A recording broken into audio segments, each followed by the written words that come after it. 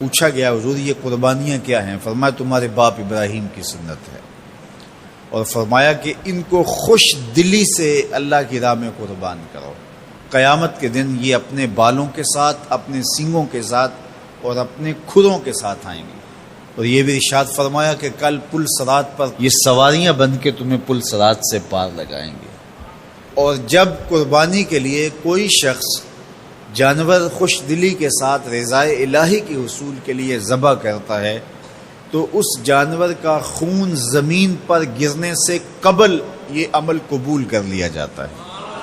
اور یہ بات بھی ذہن میں رکھیے گا کہ ایام نہر یہ 3 دن جو خون بہانے کے ہیں، 10، 11 اور 12 تاریخ، ان ایام میں آپ جو بھی عمل کریں، نماز پڑھیں اور دیگر صالح اعمال کریں، بہت قابل قبول ہیں اور اللہ ان کو قدر کی نگاہ سے دیکھتا ہے۔ لیکن ان ایام میں جو سب سے زیادہ اللہ کو محبوب عمل ہے وہ راہ خدا میں خون بہانا ہے، قربانی پیش کرنا ہے۔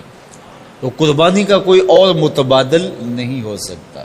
کچھ لوگ یہ فلسفہ ان دنوں کے اندر بیان کرتے ہیں کہ 20-50 ہزار کی قربانی کرنے کی بجائے اتنے اگر کسی غریب کو دے دیے جائیں تو اس کے 2-3 مہینے خیریت سے گزر جاتے ہیں، اور وہ گھر کے اندر جو ہے وہ ضرورت کی چیزیں ڈال لے تو گوشت تو 2-4 دن کے اندر کھایا پیا جاتا ہے، ختم ہو جاتا ہے۔ لیکن اگر اتنے پیسے کسی غریب کے گھر دے دیے جائے تو یہ اچھی بات ہے۔ تو اسلام کب اس عمل سے روکتا ہے؟ غریب کی مدد کیجیے، صرف عید کے دن ہی نہیں، مینڈے کی جگہ ہی نہیں، بلکہ اسلام تو راہ خدا میں جانور ذبح کر کے اسی جذبے کو بیدار کرنا چاہتا ہے کہ تمہیں گوشت کی ضرورت بھی نہیں تھی، پھر بھی تم نے ذبح کر دیا، تو جہاں ضرورت ہوگی اور تمہاری ہمسائیگی میں، تمہارے اطراف میں جب کوئی غریب ہوگا تو پھر تم اس کے لیے ذبح کیوں نہیں کرو گے؟ اس کے لیے تم قربانی کیوں نہیں کرو گے؟ اِثار کیوں نہیں کرو گے؟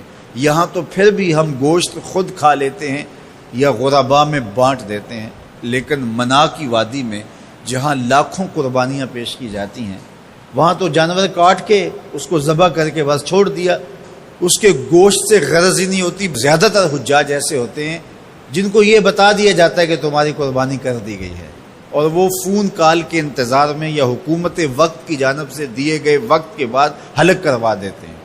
تو انہوں نے نہ اپنا جانور دیکھا ہوتا ہے، نہ اس کو ذبح ہوتے دیکھتے ہیں، تو صرف انہیں ٹائم بتلا دیا جاتا ہے یا ان کو کال کر دی جاتی ہے تو یہ ان کے لیے کافی ہوتا ہے۔ تو وہاں تو گوشت کھانا بھی مقصود نہیں، تو صرف اللہ کی رضا کے لیے جانور ذبح کرنا۔ تو جب رضا الہی کے لیے جانور ذبح کرنے کا جذبہ پیدا کر کے تمہیں راہ خدا میں خرچ کرنے کی ترغیب دی جاتی ہے تو پھر تم پورا سال خرچ کرو گے، تمہارے لیے کوئی مشکل اور کوئی مشقت نہیں ہوگی۔ لیکن اگر تم جو ہے وہ اس جذبہ خیر سے نور حاصل نہیں کرو گے تو پھر تمہیں یہ دولت نصیب نہیں ہوگی۔ تو سب سے افضل عمل ان 3 ایام کے اندر جو بتایا گیا وہ یہی ہے کہ راہ خدا کے اندر خون بہانا ہے۔ اللہ کے محبوب علیہ الصلوۃ والسلام کی خدمت میں جو ہے وہ مینڈے لائے گئے جو چتکبرے تھے، اور حضور علیہ الصلوۃ والسلام نے اپنے مبارک ہاتھ سے ان کو ذبح کیا۔ تو عید قرباں یہ ایثار کی عید ہے، یہ قربانی کی عید ہے، اور اسلام ہمیں قربانی سکھاتا ہے۔ اسی طرح کے بیان و نعت سننے کے لیے ہمارے YouTube چینل دلود میوزک اسٹوڈیو کو لائک کریں، شیئر کریں اور سبسکرائب کریں۔